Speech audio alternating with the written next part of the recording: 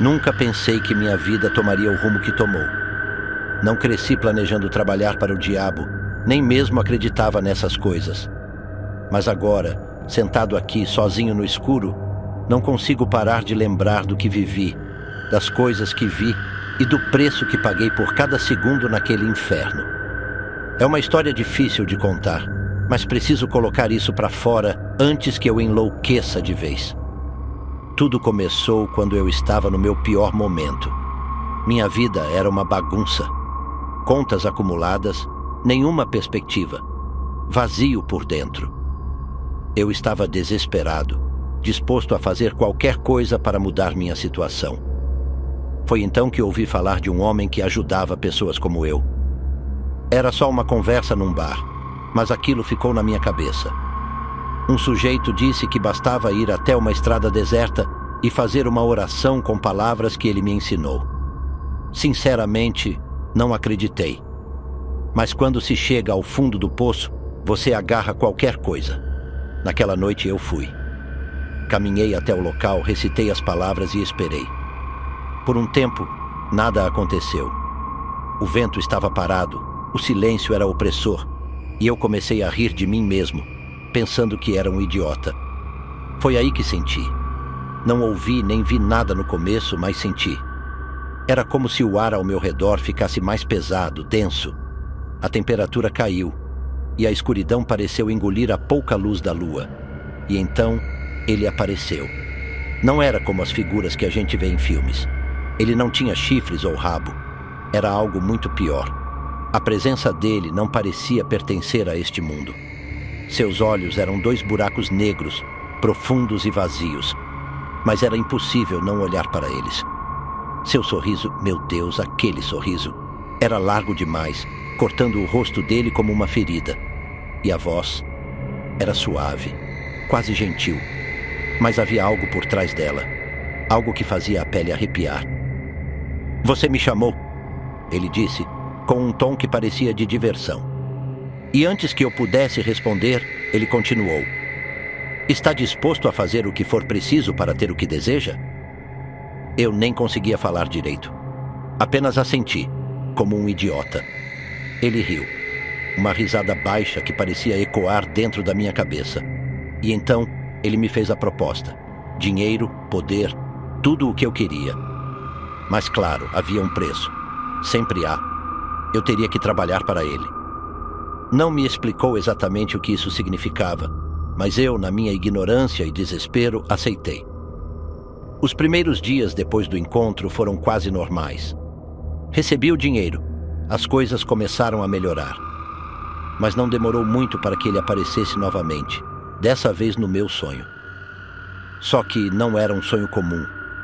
Era tão real quanto o encontro na estrada. Ele estava lá, naquele mesmo sorriso doentio, e disse que era hora de começar o trabalho. Meu papel era simples, segundo ele. Eu seria responsável por buscar as pessoas quando chegasse a hora. Eram pessoas que tinham feito pactos como o meu, só que o tempo delas havia acabado. Meu trabalho era encontrá-las e tirar suas vidas. Não com minhas próprias mãos, mas eu era a presença que selava o destino delas. Ele me dava os nomes e me dizia onde encontrá-las. E eu sempre sabia quando estava perto de alguém. A sensação era inconfundível. Aquele peso no ar, a sombra que parecia crescer em tudo ao redor.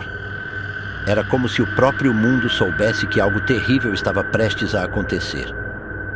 Lembro-me da primeira vez. Era um homem chamado Marcelo.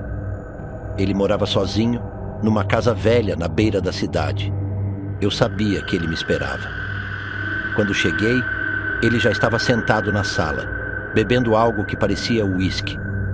Ele não implorou, não gritou. Apenas me olhou com olhos vazios e perguntou: "É você quem veio me buscar?" Eu não respondi. Não precisava. Quando cheguei mais perto, ele desabou. Não sei como, mas senti que sua vida foi sugada por algo que estava comigo, algo que eu não via, mas sabia que estava ali. E depois disso, o inferno começou para mim. Eu nunca estava sozinho.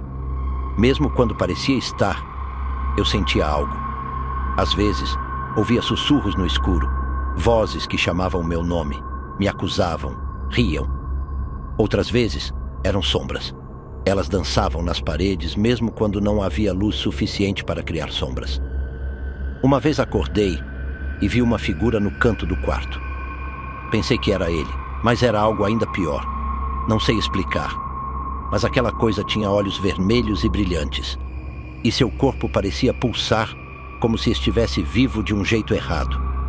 Quando tentei gritar, não consegui.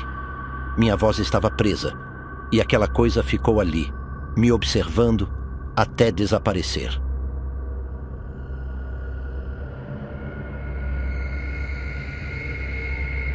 E ele aparecia, sempre do nada, sempre quando eu menos esperava. Uma vez estava dirigindo tarde da noite, depois de cumprir mais um serviço. De repente, ele surgiu no banco do passageiro. Não ouvi a porta abrir. Ele apenas estava ali, me olhando, com aquele sorriso. "Você está indo bem", ele disse. Mas havia algo em sua voz. Era como se estivesse zombando de mim, como se soubesse que eu estava quebrando por dentro. O carro começou a perder o controle.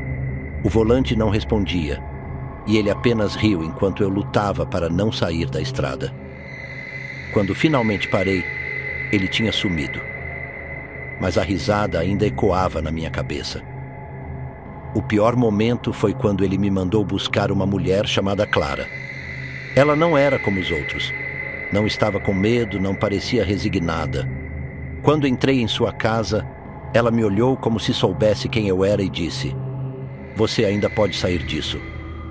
Eu não entendi o que ela queria dizer. Mas antes que eu pudesse reagir, tudo ao meu redor começou a mudar. As paredes da casa se desfizeram, e eu estava num lugar que parecia um pesadelo.